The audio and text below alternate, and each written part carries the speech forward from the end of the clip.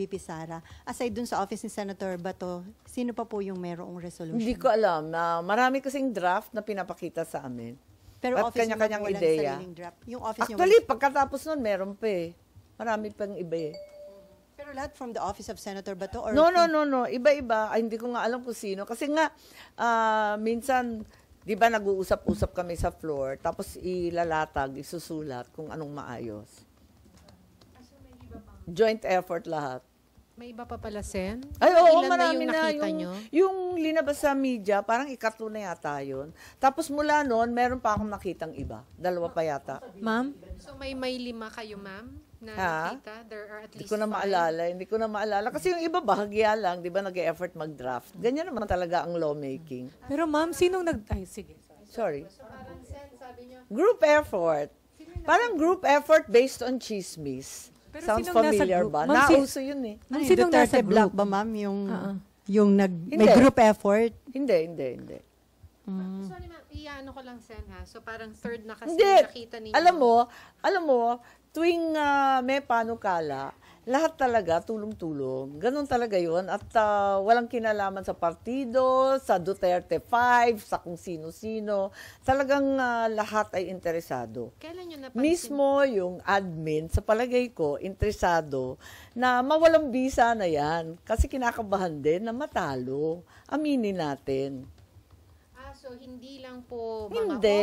opo, pero pati mga taga-admin ayaw nang ituloy ito, Sen. Kaya kasama sila dun sa Yun lang ang ng duda. mga reso. Yun lang ang suspecha ko. So, ano yun, ma'am? Basta na lang yung... Di ba mas mahirap, mas nakakahiya kapag nagkaroon ng paglilitis at matalo. Kaya siguro may iba, iniiwasan na rin. So, ma'am, ba't maraming draft resolution? Kasi... Lahat hindi sila- naghahanap ng solusyon kung paano gagawin to, kung papatawirin hanggang sa 20th Congress, kung magkukumpuni ng impeachment court, kung iiwasan na yon, i-dismiss outright, kung ano ang ibig sabihin ng forthwith, at kung talagang nag-delay yung Congress at violation na ito ng 1-year ban. Lahat kami talagang naghahanap ng solusyon. Nakakasunog na ng kilay ito gabi-gabi, sa totoo lang. So- Walang maliwanag kasi yun nga, tulad ng sinabi ko kanina, the reality is the Constitution gives the Senate great breadth and leeway to formulate its own rules in what is essentially an exercise in political accountability. Hence, it's but right that the politicians and those elected by the people formulate their own rules and pass judgment. Ma'am, ba't yung mga nakikita namin na copy o draft ng resolution, walang nakalagay sino yung author o nag-introduce dahil hindi pa confident yung... Hindi, I think nakita naman at pinakita dun sa metadata, COS ni Senator Bato yung pinakita. Pero doon sa nag-introduce or author, walang pangalan. No, but it's very clear. It's the COS of Attorney Joanne, yung COS ni Senator Bato. At sinabi niya nang galing sa office niya. So, Sen, you mean, Palagay ko wala namang masama doon. Lahat talaga nag-e-effort na maghanap ng liwanag sa dilim. Pero ma'am, sabi niyo po group effort para parang ano yung Hindi naman group effort na katulad nung pag-aresto at pagtangay kay Presidente Duterte. Ito, ibig ko sabihin, lawmaking is not a solo flight. No, we always work together, So, ma'am, and certainly we explore all possibilities. It's not a straightforward rule imposing process. Kasi yung procedure dito, di ba ang lawak-lawak nga at wala naman sa rules na maliwanag kung anong dapat gagawin. So kinakailangan alamin kung anong makakabuti sa atin. Opo ma'am, but ang direction ma'am ng lahat, quote-unquote lahat ay is to Hindi ko towards alam kung dismissal? lahat. Hindi ko alam kung lahat. Ang akin lamang, ang duda ko, hindi lamang ang sinasabi o tinatawag na mga Duterte ang interesado sa pag-dismiss. Ang pakiramdam ko, mismo ang administrasyon ay may mga grupo na nagsasabi na wag nang ituloy at baka mapahiya lang sa numero. So ma'am, ang hinahanap ngayon ay yung remedyo or sabi niyo nga, ay solusyon para Yeah, para walang solusyon. mapapahiya sa Ewan ko situation. yun lang ang pakiramdam ko. So, saan nakakita rin ba kayo ng reso na admin side na sila yung nag-draft? May ganun ba? Kunyari, Hindi, wala. Pinag-uusapan lang. At saka kanya-kanyang draft ng maliliit na provision, ganyan. And then, ma'am, sa tingin niyo makakakuha ng numero sakaling pagbotohan ng sa plan? Hindi ko alam talaga kung anong plano. Si SP ang nagpaplano. Pati yata si SP, kinukonsulta yung iba at kinakausap yung iba kung anong dapat gawin, kung anong mainam. At yung panawagan niyo na magkaroon ng caucus, kailan niyo gusto at ano yung gusto niyo mapag-usapan? Sa lalong madaling panahon para magkaklaro na at magkadireksyon na kami. Before June 11, sana. Dapat lang para June 11 kasi tapos na eh. But when you said groups, ma'am, na Hindi, linuloko lang. maka-admin. Binibiro ko lang kayo tungkol sa group effort, ha? Baka akala ninyo talagang may group effort. Nasesentensyahan na yan, ha? Hindi. Ang ibig ko sabihin, sa Senado, lalo sa plenary, syempre, lahat may kontribusyon. Ganyan talaga. Na ibig sabihin, ma'am, when you said yung groups, there are groups na nagsasabi na magandang wag nang ituloy kasi baka mapansin. Naririnig ko. Are we talking about groups in the Senate? In the Senate and outside the Senate. So we're talking about senators who are aligned with the administration? Marami. Pero paano yun, ma'am? May mga grupo din, like may mga nag-rally na mga nananawagan, convict Sara, dapat daw panagutin or harapin yung kaso. May mga Sa different sectors. sana ba yun, ha? Chine-check ko nga eh. Ang totoo, Other day. ang katotohanan ay maraming kaso nakapila kay VP Sara, no? Ang dai-dai niyang kaso at hindi natin masasabi na kumbaga walang accountability. Marami pa rin pananagutan kasi ang dami pa rin kaso. Nakita naman ninyo sa COA, isang katutak pa ang kaso sa COA, disallowance regarding the confidential funds, nakatenga pa rin yan on appeal before COA Commission. May 3 petisyon tungkol sa confidential funds sa Supreme Court. So tuloy-tuloy pa rin yan. Tapos may COA proceedings sa 2023 confidential funds about OVP, pati na rin ang DepEd. So, hindi kumbaga makakaligtas kung may anomalya man. Talagang maimbestigahan to ng todo-todo. At para sa inyo, Meron pang DOJ criminal complaint. Tapos meron pang, di ba ito yung grave threat, inciting to sedition? Chine-check ko eh. Kasi yung iba sinasabi, makakaligtas, makakalusot.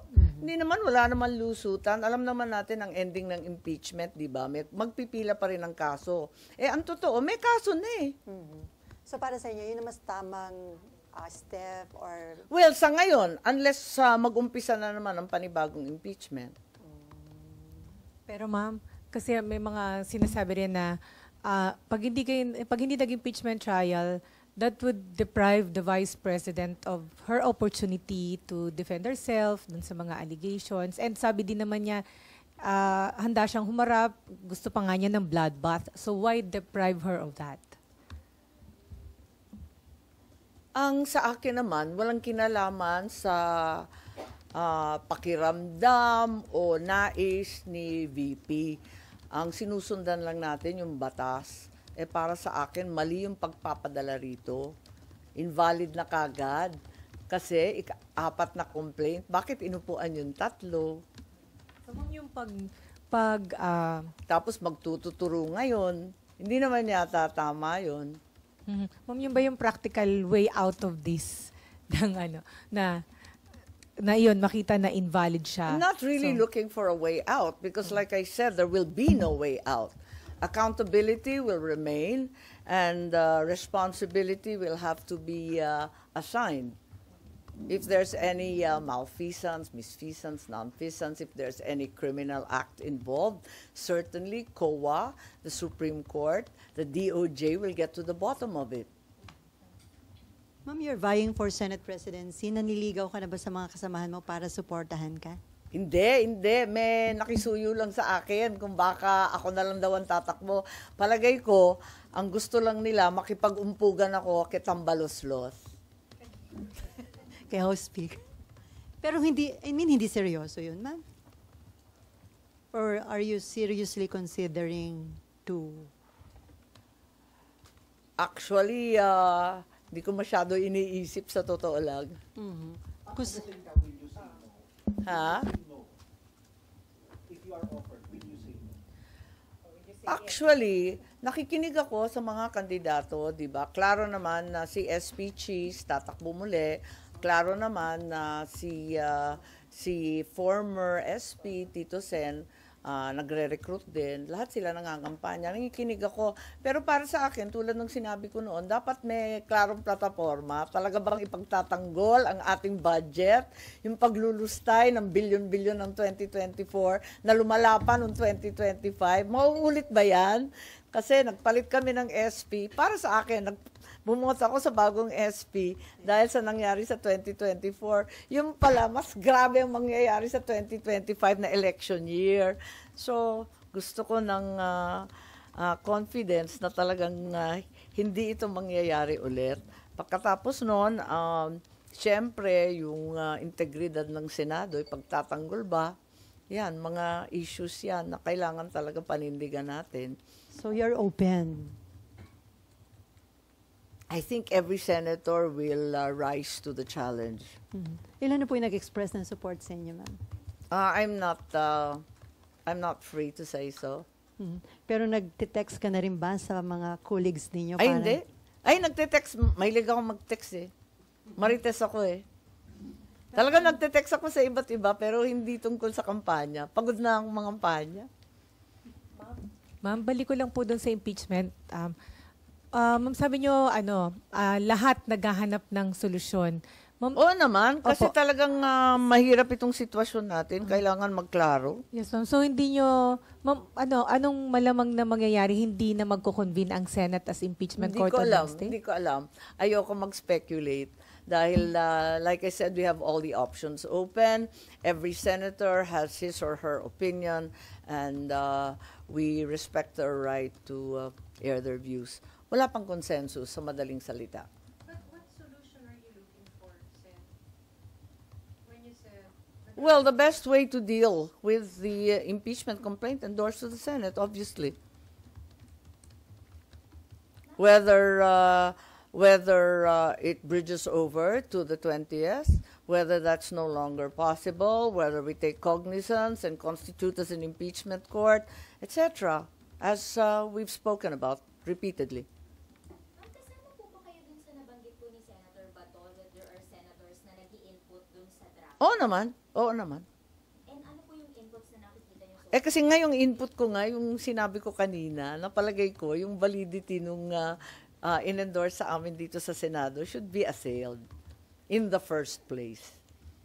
Ma'am, kasi dun sa draft resolution na kumalat, ang ina-assail dun mismong Senate na it failed to act on the impeachment cases for... Ayun na nga parang sinisi namin sarili namin. Exactly, Kaya ma'am. talagang parang, hello, may benta ba yan? Kaninong Kaya- version yun, ma'am? Kaya yun ang kailangan baguhin, ma'am. Kasi, yun nga, practical sinisisi sarili nyo eh. Kaya nga Pero ito, hindi naman panahon ng sisihan o turuan. Basta maghanap tayo ng solusyon kung anong magandang gawin at kung alin ang sang-ayon sa batas. So, nakita niyo, walang mangyayaring impeachment trial. Hindi ko alam. At kung mangyayaring magkaroon, Everything's still possible. It's all up in the air. Like I said, we haven't met. We haven't come to a consensus as a body. And certainly, all options remain open. And I think every senator needs to be heard. at kung matuloy, ma'am, yung impeachment trial, considering yung magiging bagong composition ng Senate sa 20th Congress, malaki yung chance ba na ma-acquit or... Bilangin na lang ninyo. Sabihin niyo, ma'am.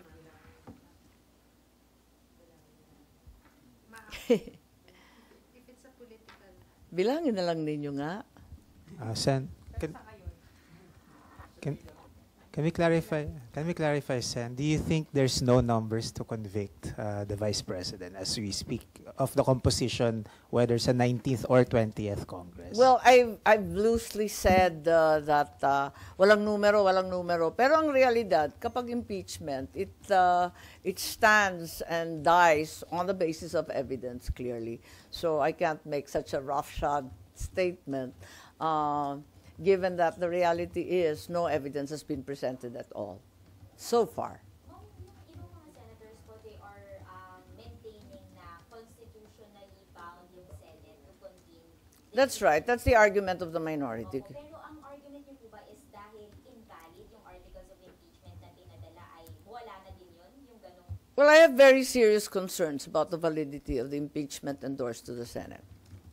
so para po sa inyo, hindi na kayo bound to act on that articles of impeachment. Pero ako lang yun, no? O, yun yung input niyo. Kanya-kanyang input kasi di ba? Pati si SP may sariling input din Parang ganun din ang iniisip niya. Marami rin nag-argue sa forthwith. Meron ring si Senator Tolentino na functionally dismissed. Kanya-kanyang kwento yan So, pakinggan natin lahat para maganda yung solusyon.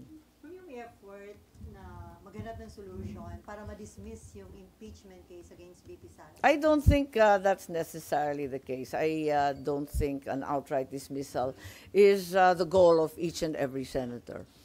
Ang totoo, iba-iba ang pakiwari nila. Yung iba, siguro, iniisip kung paano tatawid sa susunod na kongreso. Yung iba, dapat magkumpuni ng impeachment court. Hindi ko pa alam So ma'am, close ka kay VP Sara. Never ba siya na nag-request na hanapan ng solution? Ay nako, abogado yun. Hindi yan pag-uusapan. Alam niya, magiging huwes ako Never kayo nag-usap privately. Hindi nga, ako nga inaawat Ay, magdahan-dahan ka, mag-judge ka dyan. Ang sabi lang niya, ano man ang mangyari, tanggap ko na. Sabi ni VP. Which means, Kailan niya sinabi? Ha? Kailan niya sinabi? I think sinabi sa marami na rin yon, no? Nasabi na rin sa media. Sen, maybe you'd like to react on Davao City Mayor Baste Duterte's statement saying that Nagkita kami sa Hague at naintindihan ko siya. something about being at least he may not be approve of the Marcos but not with you. Parang he's casual with you. That's Hindi, his term. nagkita kami. Nagkasabay kami sa birthday, yun nga, ni VP Sara. You understand him in what aspect? Or how? Why pa?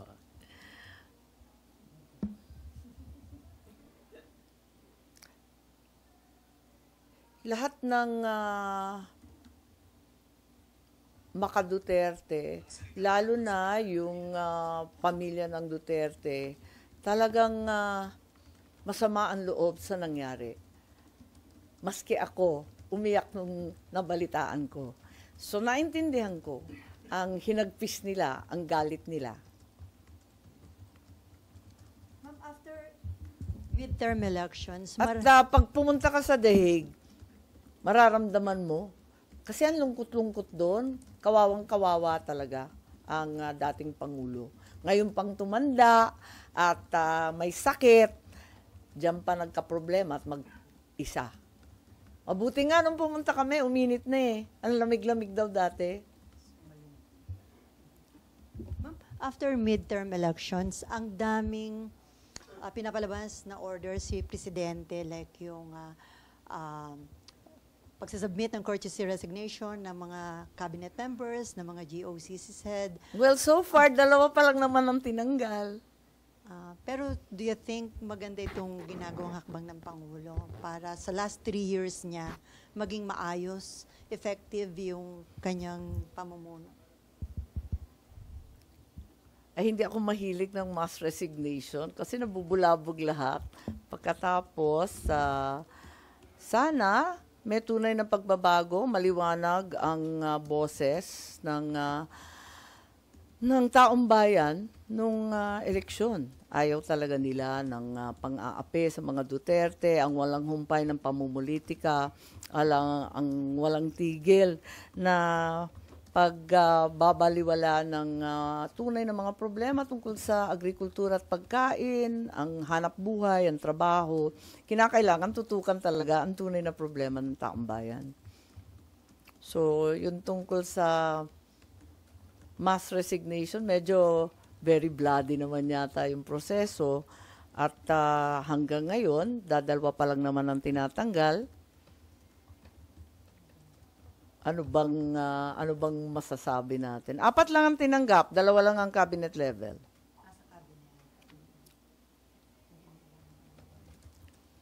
Hindi, nakakakaba yun eh, di ba? Tapos, it may have given the wrong signals about the country, and in some way also jeopardized our economy, ang ating stock market, ang ating mga negosyante at investor kinabahan.